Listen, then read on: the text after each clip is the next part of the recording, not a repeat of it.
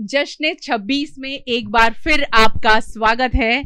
और मेरे चेहरे पर इतनी बड़ी स्माइल जो आपको दिख रही है उसकी वजह दो है।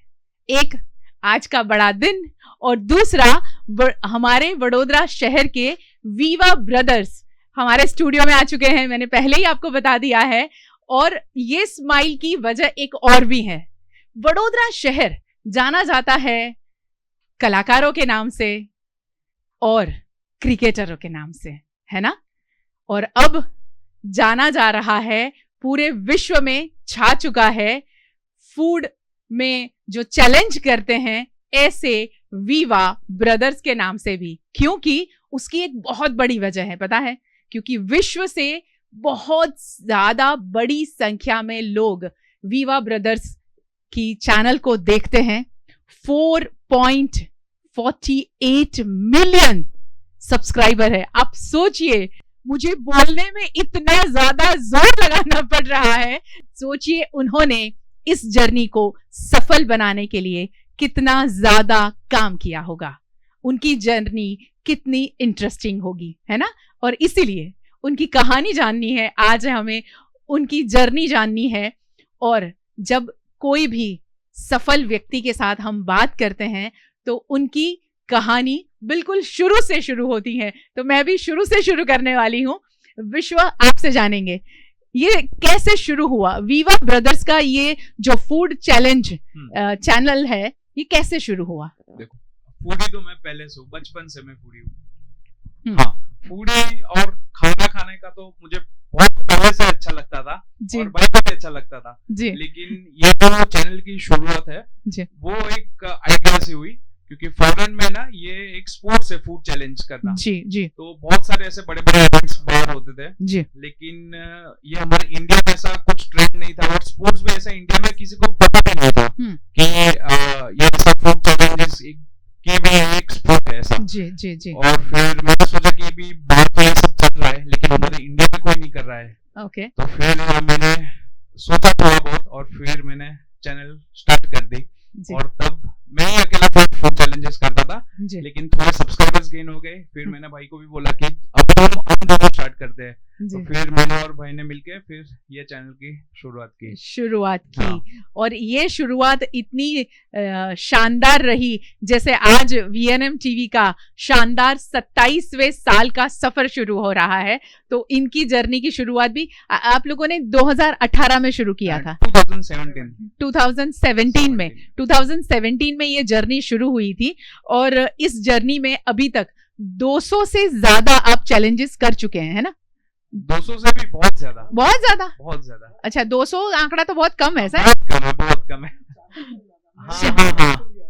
400 से ज्यादा। अच्छा, याद भी नहीं है कि कितने। मैं आकाश से बात कर रही थी तो आकाश बता रहे थे कि मुझे अभी, मैंने बहुत दिनों से देखा नहीं है कि कितने सब्सक्राइबर हुए। मैंने कहा मैं आपको बता देती हूँ, 4.48 मिलियन।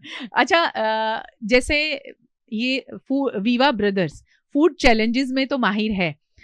उनका जो पूरा परिवार है, वो परिवार, जैसे माँ खाना बनाती हैं, ये लोग खाते हैं, चैलेंज करते हैं।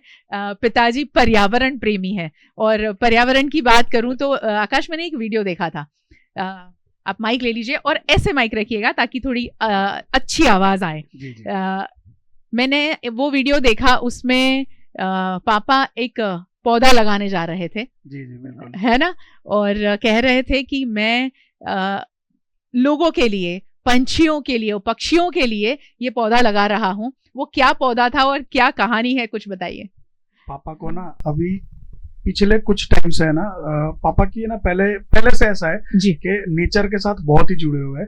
लेकिन अभी उनकी जो रिटायर्ड लाइफ चल रही है ना जी, उसमें पापा को ऐसा है कि अभी मैं थोड़ा गार्डनिंग करूंगा, सब पौधे रखूंगा। तो अभी घर पे सब छोटा मोटा शुरू किया है। लेकिन जो आप बात कर रहे हो ना, वो बात थी लीची की जी। तो पापा को जब पापा ने बताया कि मैं लीची ऐसे बोने जा रहा हूँ, तो मैंने बोला इस पर फल कब लगेगा।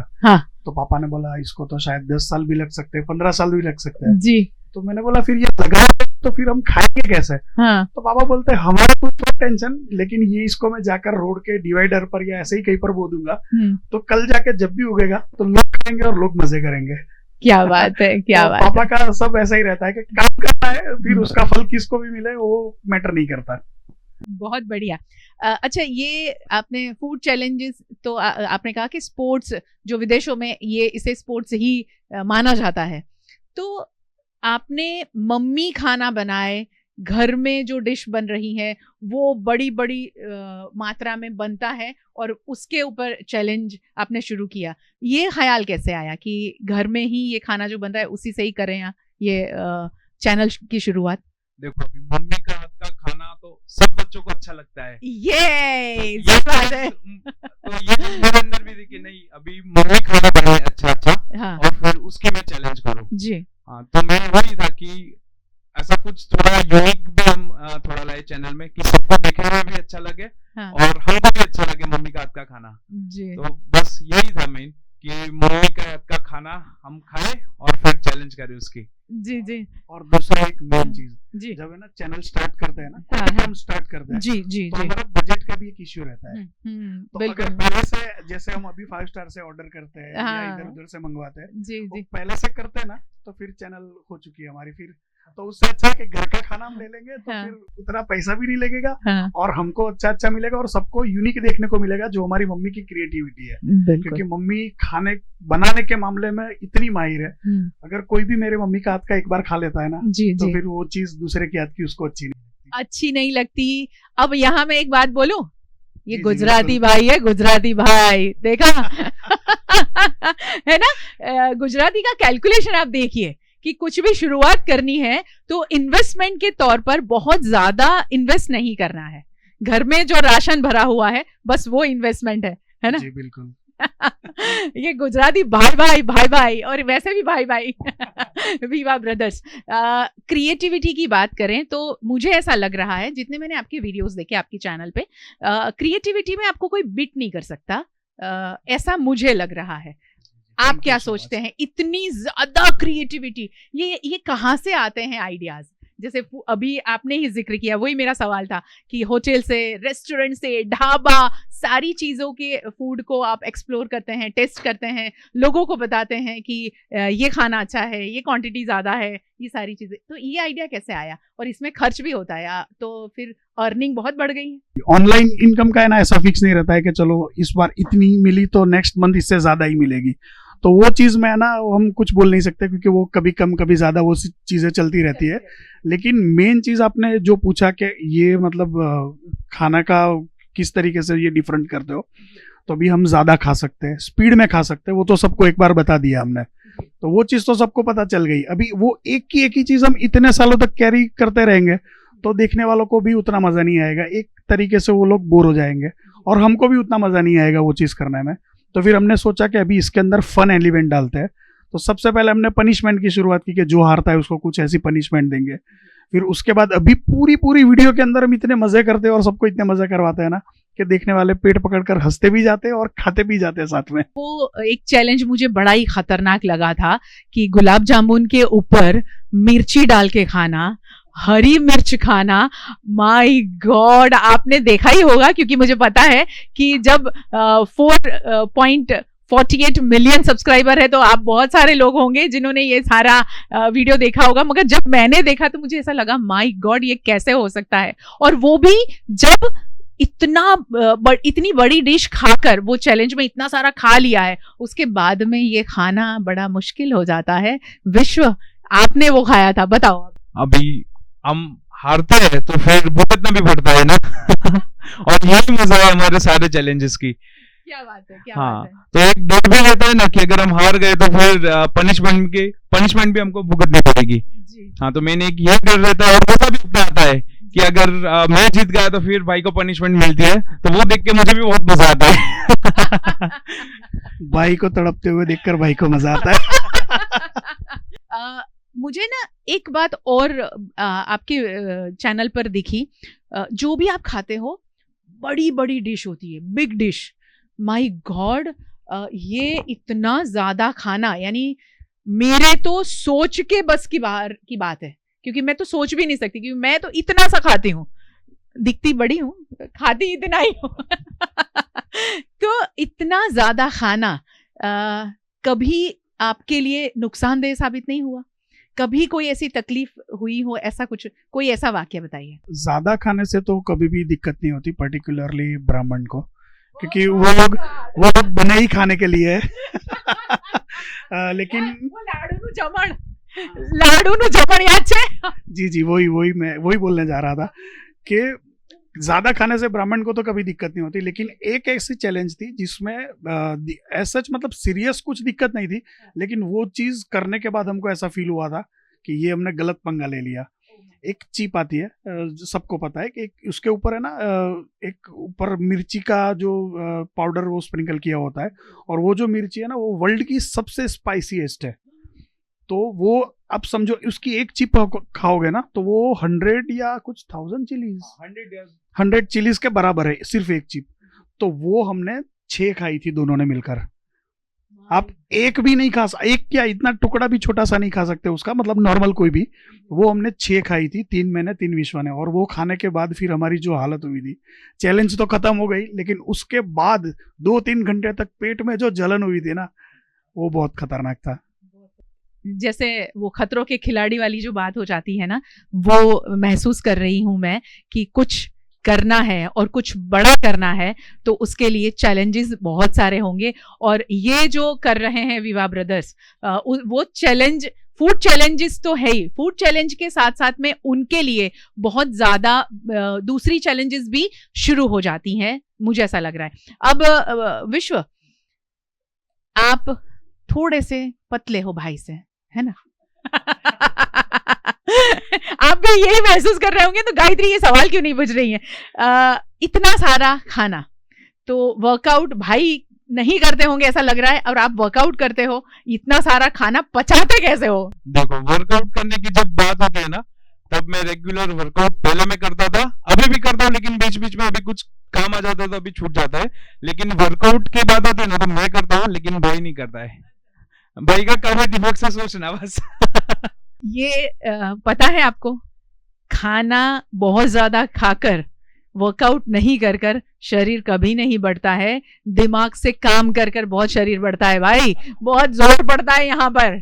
और वो जब आप सोच में होते हो ना, तो सोच के साथ में आपको आपकी फिजिकल एक्सरसाइज नहीं होती है, आपका यहाँ बहुत ज्यादा खर्च होता है, तो वो खर्च कर करके बढ़ता है। हाँ भाई, ये खा के नहीं बढ़े हैं, क्योंकि अगर खा के बढ़ते तो विश्व भी बढ़ जाता है ना। तो ये वर्कआउट की जो बात है, आपको कभी किसी डॉक्टर को कंसल्ट करना पड़ा है, उसका कंसल्टेशन लेना पड़ा है कि ऐसा चैलेंज आप करते हो, लगातार ऐसी चीजें खाते रहते हो जिसमें ऑयल भी ज्यादा है, घी ज्यादा है, या स्पाइसेस ज्यादा है, तो ऐसा कभी कुछ करने की जरूरत पड़ी है, या आपने कभी ऐसा सोचा कि आपकी फ्यूचर हेल्थ के लिए कुछ हाँ, आपको डॉक्टर से बात करनी पड़े, ऐसा कभी कुछ लगा आपको? भगवान की दया से आज तक ऐसी कोई जरूरत नहीं पड़ी।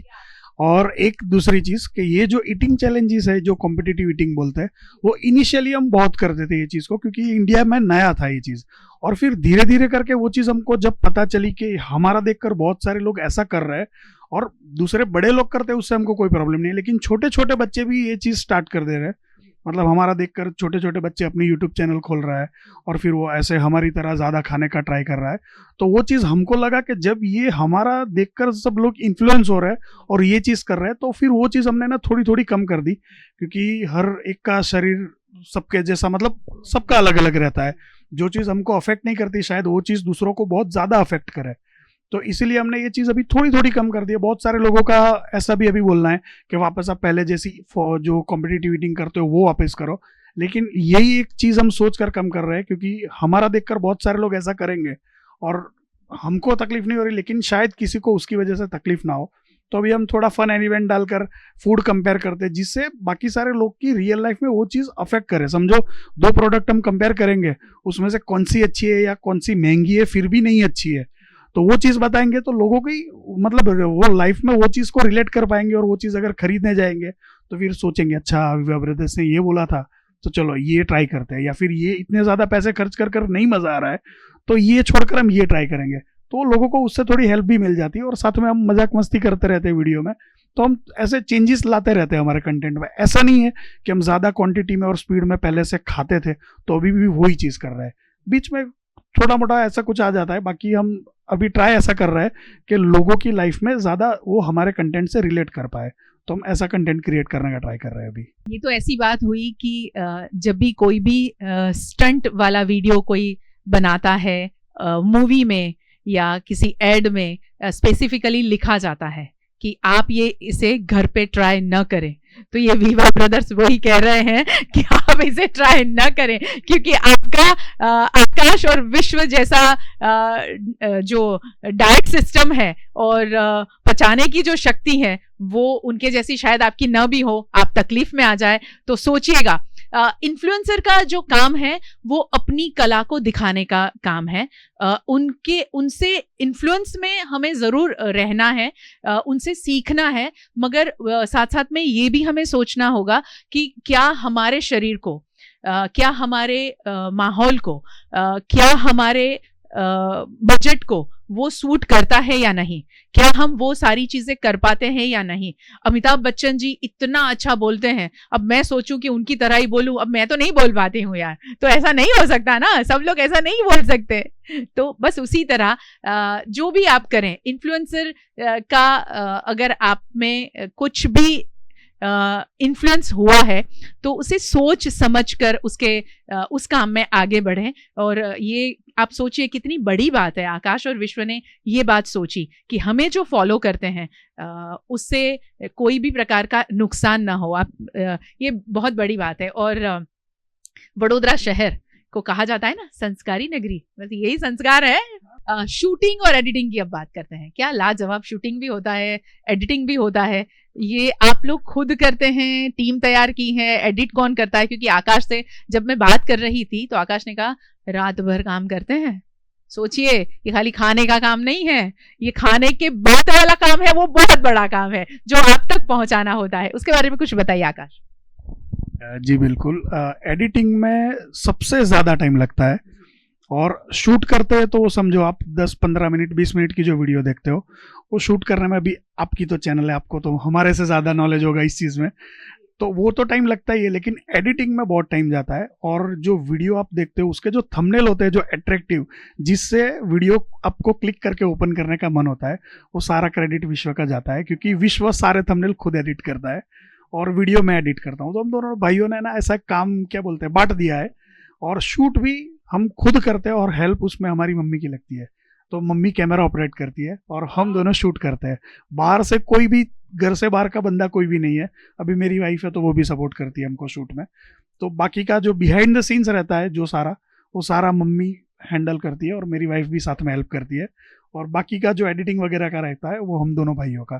तो आज तक ऐसा कभी भी नहीं हुआ कि बाहर से किसी को लाना पड़ा या बुलाना पड़ा शूट या एडिटिंग के लिए। पूरा जोशी परिवार ये चैनल चला रहा है, सिर्फ आकाश और विश्व नहीं। आप सोचिए, ये परिवार का जो बॉन्डिंग है उसे देखिए, उसे समझिए कि किस तरह परिवार एकजुट होकर ये काम कर रहा है, लोगों तक इतना अच्छा कंटेंट पहुंचा रहा है।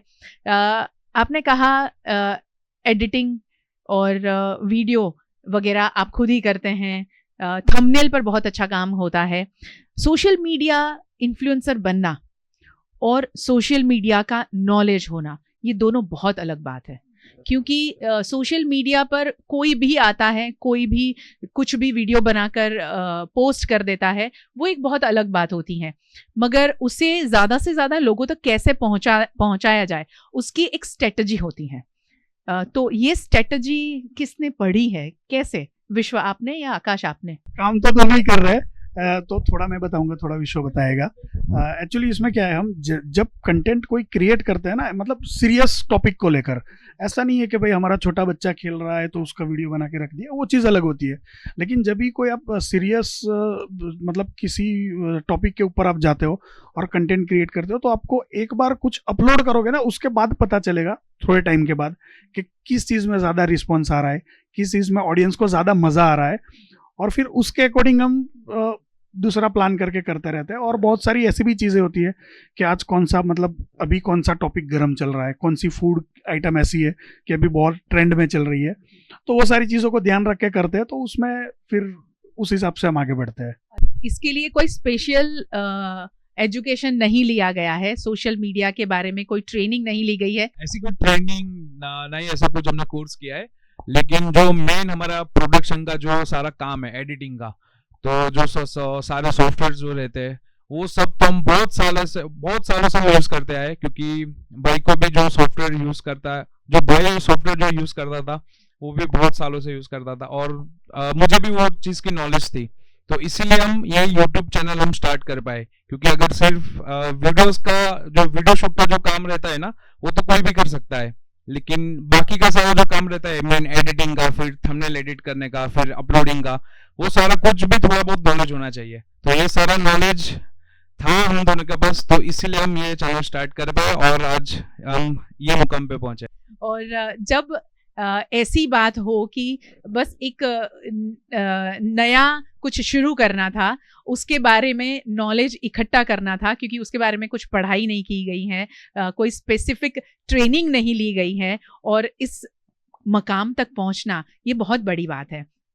और यही वजह है कि आज जश्न 26 में वडोदरा के इस बहुत पुराने, सबसे पहले गुजरात के हिंदी न्यूज़ चैनल में ये वीवा ब्रदर्स हमारे स्टूडियो में बैठे हैं, और आज का ये जो टॉपिक है हमारा वो भी यही है, टेलीविज़न से सोशल मीडिया की ओर आज जो दौर आगे बढ़ रहा है, बदलते दौर की जो कहानी आगे बढ़ रही है, वडोदरा शहर उसमें क्या योगदान दे रहा है। क्योंकि वडोदरा शहर हमेशा कुछ नया करना चाहता है, क्योंकि ये शहर सयाजीराव गायकवाड़ ने बनाया था। सयाजीराव गायकवाड़ पहचाने जाते हैं अपनी बहुत ज़्यादा खासियतों के लिए। उन्होंने इतना खूबसूरत शहर बनाया, 4 दरवाजों में बना ये शहर वडोदरा पूरे विश्व में पहचाना जाता है। यहाँ के मॉन्यूमेंट्स पूरे विश्व में पहचाने जाते हैं, पूरे विश्व में हमारा लक्ष्मी विलास पैलेस पहचाना जाता है, और अब ये वीवा ब्रदर्स भी पहचाने जाते हैं। माँ, पापा और अब दोनों की पत्नियां, है ना? विश्व, आपकी भी शादी हो गई? अभी नहीं हुई है शादी, तो मैंने एक एंगेजमेंट हुआ है। रिद्धि किसका नाम है? आपकी वाइफ का नाम है। और विधि, अब पावागढ़ दिखाने गए थे। जी जी जी जी, तो वो वीडियो मैंने देखा था। तो ये वीडियो जब आप बना रहे थे आकाश, आपका जो शूटिंग स्टाइल मैंने देखा, मैं उसके बारे में बात करना चाहूंगी, क्योंकि इतना सटीक शूटिंग किया है आपने। आप खुद, यानी सेल्फी स्टैंड पे था कैमरा के हाथ में था, हैंडी, मुझे ऐसा लगा कि स्टैंड में है। आप जिस तरह शूट कर रहे थे, ओ माय गॉड, एक एक चीज वो जिस तरह कैमरा शेक नहीं हो रहा था, ऐसा लग रहा था कोई प्रोफेशनल शूट कर रहा हो। कुछ बताइए उसके बारे में, ये कैसे कर लेते? उसमें ऐसा है कि देखो, हम दोनों भाइयों का है ना, प्लस पॉइंट क्या है, विश्व को पहले से है ना एनिमेशन का, वीडियो एडिटिंग का बहुत ही शौक था, तो उससे ग्राफिक्स से रिलेटेड इसको पहले से नॉलेज था। और मैं म्यूजिशियन भी हूँ, तो म्यूजिक का नॉलेज मेरे को पहले से है। म्यूजिक एडिट कैसे करना है, साउंड रिकॉर्डिंग कैसे करना है, वो सारी चीज़ों का नॉलेज है। और मैं साथ में ही फोटोग्राफर भी हूँ, जो बहुत सारे लोगों को नहीं पता है। हम दोनों भाई अच्छी फोटोग्राफी भी कर लेते हैं, और बहुत सारे वेडिंग फोटोग्राफी भी मैंने की है, बहुत सारे वेडिंग भी कवर किए हैं मैंने। इससे पहले जब ये वीवा ब्रदर्स और वीवा फूड वर्ल्ड जब नहीं था, उससे पहले की बात है। तो वो सारी चीज़ों का नॉलेज अभी काम आ रहा है इसमें, वही है। ये तो छुपे रुस्तम निकले। Music, videography, photography, wedding photography भी करी है आपने, क्या बात है। ये वीवा ब्रदर्स वाकई बहुत दमदार है यार, क्योंकि वडोदरा के हैं, इसीलिए मैं हमेशा प्राउड लेती हूँ कि वडोदरा का नाम हर जगह किस तरह से ऊंचाइयों पर ले जाना। एक बीच में एक वाकया हुआ था मेरे साथ में, किसी को मैंने एड्रेस पूछा, तो उन्होंने बड़ा बदतमीजी से जवाब दिया, तो मुझे बहुत बुरा लगा। ये हमारे शहर के लोग हैं, हमारे शहर में ऐसे लोग कैसे हो सकते हैं? क्योंकि अगर मैं तो यहीं की थी, अगर मानो कि मैं मुंबई से आई हूँ, दिल्ली से आई हूँ, कहीं से भी आई हूँ, और मैंने वो एड्रेस पूछा होता और मुझे ऐसा जवाब मिलता, तो मैं एक माइंडसेट बनाकर यहाँ से जाती बाहर कि यार वडोदरा के लोग ऐसे हैं। एक व्यक्ति की वजह से पूरे शहर को अगर पहचाना जाए, उसके बारे में एक माइंडसेट बनाया जाए, तो हमें हमेशा ये कोशिश करनी चाहिए कि हम हमारे शहर को या हमारे राज्य को, हमारे देश को कैसे रिप्रेजेंट करते हैं। और वडोदरा शहर को इस तरह रिप्रेजेंट करना, विदेश में चलते चैलेंज को लेकर अपने शहर में, अपने देश में ऐसे चैलेंज, फूड चैलेंज में आगे बढ़ना, ये विवा ब्रदर्स ने वाकई वडोदरा शहर का नाम आप लोगों ने रोशन किया है। आखिरी सवाल है, क्या कहोगे वडोदरा में और कहीं से भी जो लोग इन्फ्लुएंसर बनना चाहते हैं, सोशल मीडिया पर छा जाना चाहते हैं कि कुछ नया करना है, तो उनके लिए कुछ ऐसी टिप्स, क्योंकि आप अभी काफी ऊंचाइयों पर पहुंच चुके हैं। उनके लिए एक ही चीज कहना पाऊंगा, सबसे पहले एजुकेशन जरूरी है, क्योंकि आप कुछ भी चीज करते हो ना, तो वो चीज के लिए ऐसा नहीं है कि पर्टिकुलर वही चीज का आपको नॉलेज चाहिए। अगर एजुकेशन आपका एक बार समझो, एटलीस्ट आप ग्रेजुएट होने चाहिए, ताकि आप दुनिया को बाकी सारी चीजों से संभाल पाओ।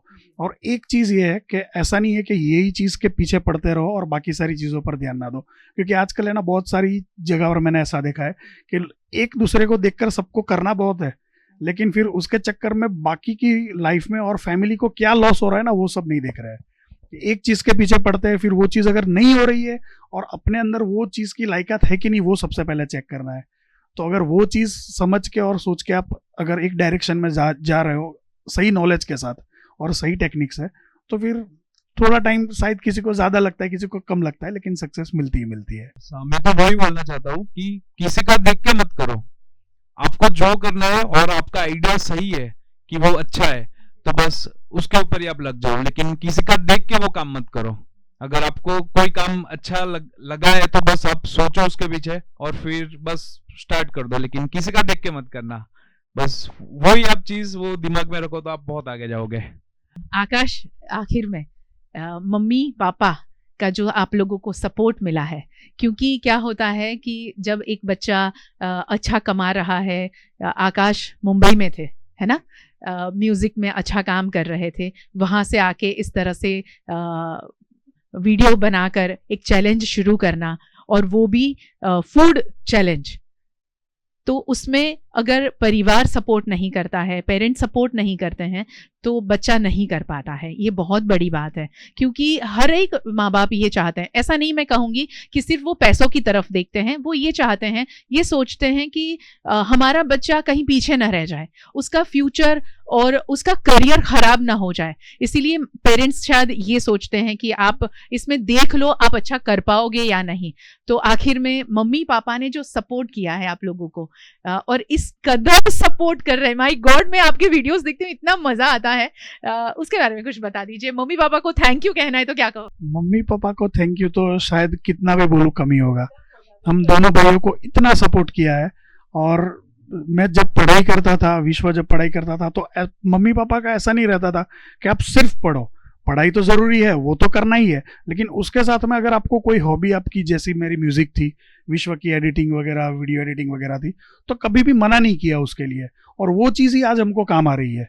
तो वो चीज़ बहुत ज़रूरी है कि जो साथ में दूसरी भी चीज़ है उसको सपोर्ट करते हैं। और हमारे मम्मी पापा का बोलूँ तो पापा का काम ऐसा है कि बिहाइंड द सीन जो रहता है ना, उसका भी बिहाइंड द सीन काम है पापा का, जो किसी को भी कभी भी नहीं दिखता, लेकिन पापा का सपोर्ट भी इतना रहता है। कभी कोई ऐसी मुश्किल से मुश्किल चीज़ें रहती है जो हमको इजीली कहीं पर नहीं मिलती है, पापा कहाँ पर भी कहीं पर भी जाकर वो चीज़ हमारे लिए ढूंढ के आते हैं जो हमको चैलेंज में ज़रूरत रहती है वो चीज़ की। तो ऐसी छोटी मोटी बहुत सारी चीज़ें हैं जो पापा करते हैं, लेकिन बहुत ज़रूरी रहती है वो चीज़ें।